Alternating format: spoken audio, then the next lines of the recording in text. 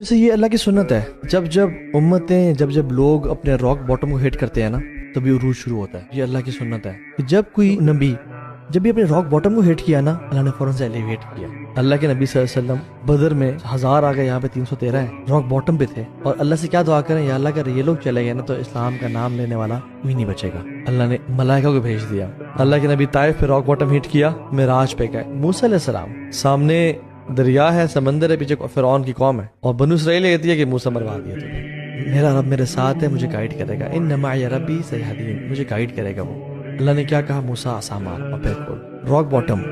یوسف علیہ السلام کا بھی راک باٹم ہٹ ہوا تو فوراً سے کیسے ایلیویشن۔ ابراہیم علیہ السلام کا راک باٹم کہ جب برہنہ کر کے ان کو آگ میں ڈالا جا رہا تھا، آگ میں جا رہے ہیں، کوئی کچھ سپورٹ نہیں ہے، سب خلاف ہیں، قتل کرنے چکر میں ابراہیم کو بھی امید ہے، حسبی اللہ و نعم الوکیل۔ اللہ تعالیٰ نے کیا کہا، یا نار کونی بردن وسلام علی ابراہیم۔ یونس کو بھی راک باٹم تھا نا، مچھلی کا پیٹ اندھیرے، انہوں نے دعا کی، اللہ نے ایلیویٹ کر دیا۔ امت کا جب بھی راک باٹم ہٹ ہوتا ہے نا، that is the best time to seek Allah's help and Allah's nearness, and that time is very crucial bro۔ میں بتاؤں آپ کو، یوتھ جو بھی سن رہی ہے نا، جب انسان کا راک باٹم ہٹ کرتا ہے that time is critical۔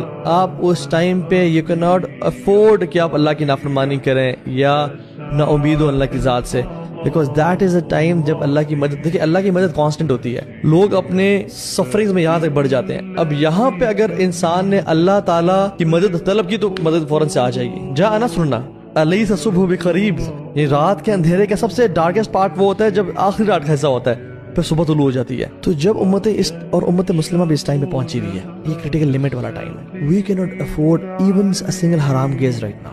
میری بہن، یو کی ناٹ افورڈ کہ آپ اپنے بال دکھا سکیں آج، کیونکہ امت اپنے راک باٹم پہ پہنچی ہوئی ہے۔ اور عمر بن خطاب نے بھی اپنی نیشن سے ہی کہا تھا، جب وہ قادسیہ کی جنگ میں تھے، انہوں نے لیٹر لکھا تھا سعد بن وقاص کو کہ اے سعد، میں تمہیں جو نصیحت کر رہا ہوں وہ اللہ کا تقوی ہے، کیونکہ تمہارے لیے تمہارے ویپن سے زیادہ نیک اعمال امپورٹنٹ ہیں، کیونکہ وہ اللہ کی مدد کو ٹریگر کریں گے، اور تمہارے لیے تمہاری اینیمی سے زیادہ ڈیٹریمنٹل اور نقصان دہ تمہارے اپنے گناہ ہیں، کیونکہ اللہ کی مدد دور کریں گے۔ So I advise you to be conscious of Allah at all times, کیونکہ یہ تم کریٹیکل لمٹ پہ پہنچے ہوئے ہو۔ اس ٹائم اللہ کی نافرمانی بالکل برداشت کے قابل نہیں ہے، ڈیٹریمنٹل ہو سکتی ہے۔ سو سیک Allah's help۔ تو یہ جو امت ہے نا ابھی اس ٹائم پہ، بھائیوں اور بہنوں، if you want elevation اور عروج اور عزت اگر آپ کو چاہیے نا، تو واللہ عزت اسلامی ہیں اور بڑے قریب ہیں۔ پلیز اس جو اللہ کی مدد آئی ہوئی ہے نا، اس کو اپنے اعمال کی وجہ سے دور نہ دھکیلیں۔